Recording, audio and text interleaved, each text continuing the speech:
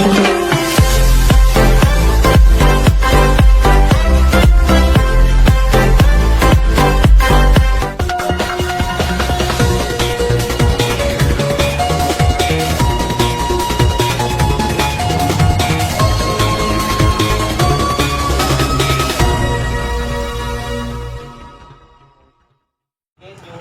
natin na Oplan, Lambat, Bitag, Sakyan, one time big time. Ito ay... Magandang araw Marinduque, mula sa silid pambalitaan ng Marinduque News Network, ako po ang inyo pong tagapagbalita, Adrian Rosales. Sa unang pagkakataon sa taong ito ay muling isinagawa ang one time big time ng kapulisan sa pangunguna ng Highway Patrol Group Marinduque, katuwang ang Philippine National Police at ang Land Transportation Office dito po sa bayan ng Buwak. Ito po ay upang mabantayan ng ating mga kalsadahan at maiwasan ang paglaganap ng mga illegal na aktibidades sa ating mga lansangan, gaya po ng mga sindikato na muli ay namamayagpag sa iba't ibang bahagi ng ating kapuluan, lalo na po yung tinatawag na pasalo. Matatandaan sa nakalipas na panahon ay maraming mga kababayan nating Marinduqueño ang nabiktima ng mga sindikato ng mga pagbebenta o paglilipat ng mga sasakyan na hindi autorisado at pinapayagan ng ating pamahalaan.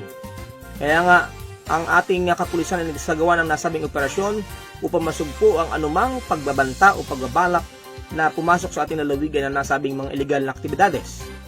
Ito po yung po mga sasakyan na kung saan ay niloloan sa mga bangko at ipinapasa sa iba't ibang mga tao na walang sapat na kaalaman patungkol sa mga illegal na aktibidades ng nasabing sindikato. Kabilang din po sa mga guidelines na ipinatupad ng Highway Patrol Group kasama po ang LTO at ang PNP ay ang pag-check ng mga vehicle license plates, mga bihikulo na kung saan ay may mga tampered na mga plaka, at ganoon din ang mga sasakyan na hindi po akma doon po sa kulay ng mga sasakyan na nakarehistro sa kanilang mga dokumento. Mga fake license, mga dirty plates, fake LTO stickers, ganoon din yung no LTO stickers, improperly displayed plates o yung hindi po tamang paglalagay ng mga plaka sa kanilang mga sasakyan, heavily tinted cars o yung pong sobrang madidilim na mga tinted na mga sasakyan o hindi na po makita yung pong loob o mga tao sa loob ng sasakyan. Ganun din po ang mga violation sa hindi pagsusuot ng mga seatbelt, no plate, no travel policy ng LTO, at ganun din ang mga expired commemorative plates o hindi po paglalagay ng mga plaka gayong matagal na ang mga sasakyan. Mga unauthorized plates o yung po mga plaka na hindi po autorisado ng LTO, gaya po nung mga pangalan o personalized na mga plaka na hindi po nakarehistro sa Land Transportation Office. Yung pong illegal transfer of plates, yung po mga hindi po autorisadong pagpapalit ng kanilang mga plaka, expired plate registration, mga helmet na kung saan ay hindi po autorisado, at ang mga kolorum po ng mga pampubliko mga sakyan na bumabiyahe ng walang kaukulang dokumento. Ito po ang naging target ng nasabing operasyon, kung saan ay pinapalalahanan ng publiko na sundin ang mga alituntunin ng batas upang makaiwas sa mga asunto o sa anumang mga violation o bayarin. Manapa ay sundin natin ang tinatadhana ng ating pong pamahalaan sa ikabubuti at kaliligtas din ng ating mga kabayan, ganoon din ang ating mga mananakay. Narito po ang naging kabuuan ng sinasagawang operasyon.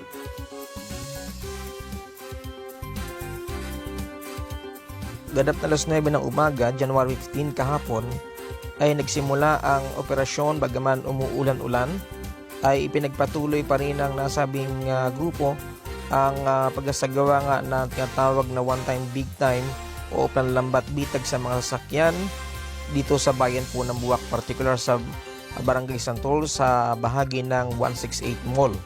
Sinimulan ito sa magitan ng isang briefing at sinagawa sa pakikipagtulungan ng PNP, ng LTO at ganoon din ng mga barangay official.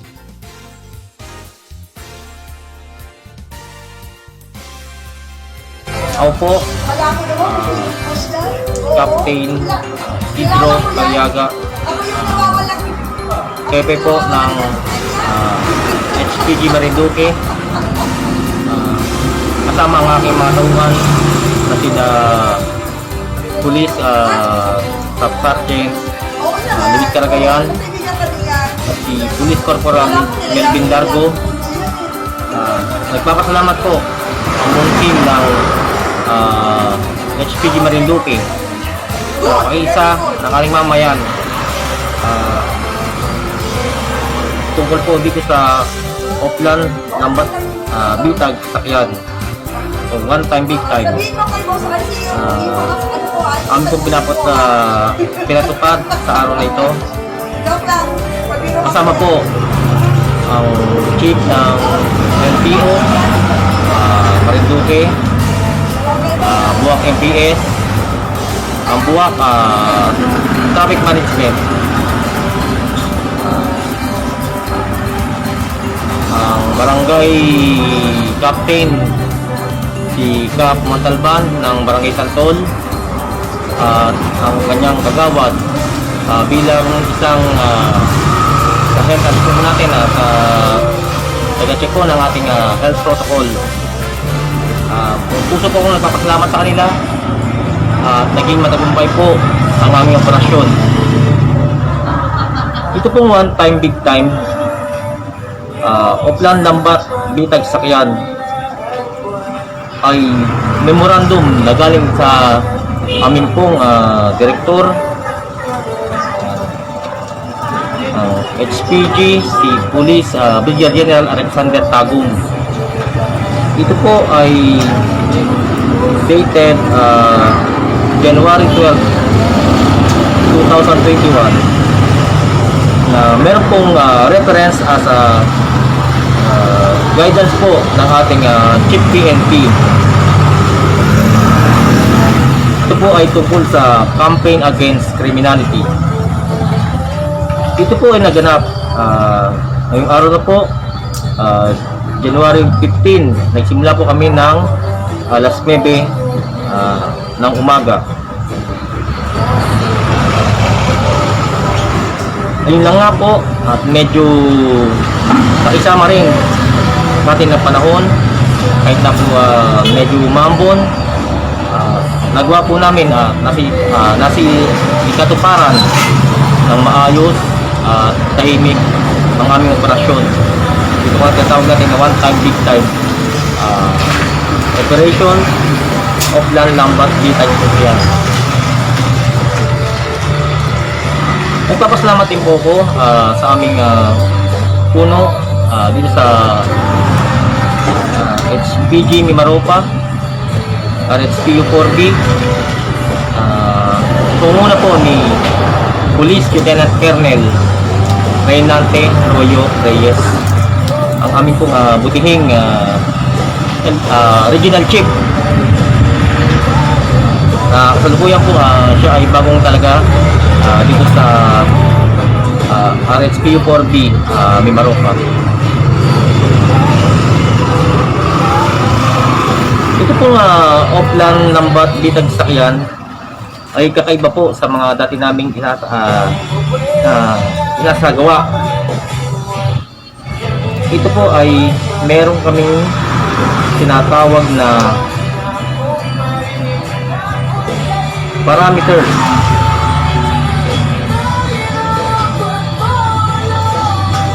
Kaya halimbawa po ng ito po, i-share po sa inyo ang aming sistahin. Ito po, vehicle's license plate which are tampered, altered, and painted with other colors. Ang pangalawa po, vehicle license plates covered with screen, glass, plastic, acetate. Number 3 po, fake license. Number 4, dirty plates. Number 5, fake LTO sticker. Number 6, no LTO sticker. Number 7, improperly displayed plates. Number 8, heavily tinted. Number 9, violations of seatbelt law. Number 10, no plate, no travel. Number 11, unauthorized or expired commemorative plates. Number 12, unauthorized plates. Number 13, illegal transfer of plates. Number 14, expired conduction or no validating sticker. Number 15, expired plate registration. Number 16, ating helmet law. Proper wearing of helmet. At number 17, colorum. Nag-enforce din po kami ng tinatawag natin PD96. Ito po ay ang pagkumpiska gaya ng illegal use of siren, po, horn, LED lamp, fog light, dome light, blinker, at ang huli po ang modified mufflers or open pipe. Kasama rin po dito ang aming tinatawag na implementation po ng anti-kidnapping law natin ng 10883 known as new anti-kidnapping law of 2016. So, gagawin po nito, ako'y nagpapasalamat at naipatpad namin po ang mga parameters, ang mga violations na aming nahanap sa mga ating mga pribado o ang publikong sakyan. Isa na rin po na aming pinagtutunan ng pansin ay ang ating pong health protocol. Siguro marahil ay nabalita nyo na may bago na naman tayong variant. So kailangan po natin ng konting pag-iingat. Sa panahon ito, panahon ngayon, ngayon po niyan sa papublikong sakyan, implement po namin ang natawag natin na sanitary measures, barriers. Ayan po, importante po yan. Ang paggamit po ng face mask at saka face shield. Pampubliko man o pang pribadong sakyan. Kailangan po yan. Mga motorista po natin, ganun din po. Wala po tayong pinipili, pribado man o pampubliko. So, sigaran po. Maraming salamat at sa muli po, nagpapasalamat po ang pamunuan ng Highway Patrol Marinduque. Sa muli po, maraming salamat po. Magandang umaga po sa ating lahat. Ako po si Police Lieutenant Ruel Reforma, ang Deputy Chief of Police for Operation ng Buwak NPA. Sa ngalan po ng aming bagong OIC, si Officer in Charge, si Police Major Elmer Manalo, at sa pamamatnubay po ng aming butihing Provincial Director, si Police Colonel Wilson A. Santos, D6, ay bumabati ng isang mabuting umaga sa ating lahat. Ngayon po ay nagsasagawa po kami ng offline lambag bitag sasakyan upang check po ang kaukulang mga dokumento ng ating mga motorista, kasama na rin po ang kanilang mga sasakyan kung ito ba ay nakarehistro o tama ang rehistro sa Land Transportation Office, at kung sila din ba ay sumusunod sa minimum health protocol na ating pinaiiran, lalo-lalo na po sa mga pampublikong sasakyan. Kaya po kami po ay nag-iisa-isa sa ating mga sasakyan. Hinihiling din po namin ang kooperasyon at tulong ng ating mga motorista at mamamayan at na sila po ay makiisa sa aming ginagawa para din po ito sa kaligtasan ng lahat ng gumagamit ng kalsada, at para ma-enforce din po natin ang minimum health protocol na pinapairal sa ating paglaban po sa COVID-19. Mga sa ngayon sa kasalukuyan po ay nakapasok na po ang bagong variant dito sa ating bansa, at iniiwasan po namin ito makapasok dito sa ating probinsya para maging ligtas po ang ating mga kababayan at matuldukan na ang pandemya ang ating hinaharap. Kukunin ko na din po ang pagkakataong ito para hilingin po sa ating mga kababayan ang kanilang kooperasyon at tulong muli sa isang programa ng DILG sa pamumuno po ng ating LGU, ng ating butihing Mayor Arlo Carion, ang aming sinasagawa sa bayan ng Buwak na road clearing operation. Muli po, ang ating pong designated na parking area sa bayan ng Buwak ay sa ating arena. mahigpit na po pinagbabawal ang pag-park sa may palengke at sa mga pangunahing kalsada ng BAC. Ito po ay alinsunod sa utos ng DILG na linisin ang mga kalsada upang magamit po ito ng ating mga motorista at mamamayan dito po sa bayan ng BAC. Muli po, sa ngalan po ng aming butihing mayor at sa aming OIC na si Major Manalo, ako po si Police Lieutenant Reforma na bumabati sa inyo ng isang mabuting araw at nawa po ay magiging po tayong lahat. Nga po at maraming salamat. Isang mapagpalang umaga po sa inyong lahat. Ako po si Kagawad Maria Jean Mantaring. Naninira po dito sa Barangay ng Santol. Sa pagunguna po ng aming Kapitan Ricardo Montalban at sa aming pong kay Sir Galiagat, Sir Garagayan po, Sir Largo. Isang mapagpalang umaga din po ulit.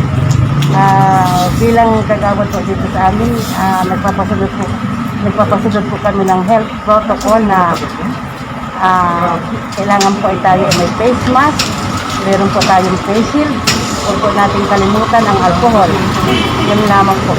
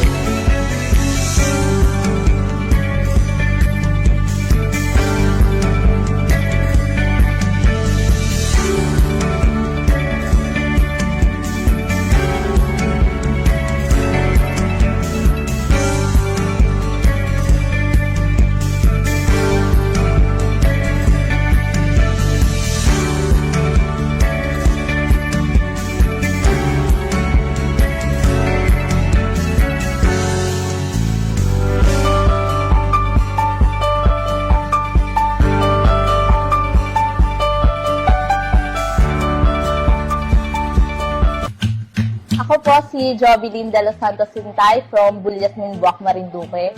Nag-umpisa po ako minom ng Best Cafe 8-in-1 Herbal Coffee Mix last September. That time po nakakaramdam po ako ng sakit sa dibdib, hindi po ako makatulog ng maayos.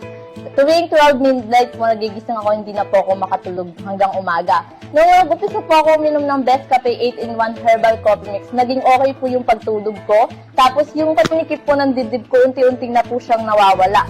Then po yung mga konti-konting varicose sa katawan ko, napansin ko po siya na habang umiinom po ako ng Best Cafe 8-in-1 Herbal Coffee Mix, nawawala po siya, bali nagpe-faded po siya.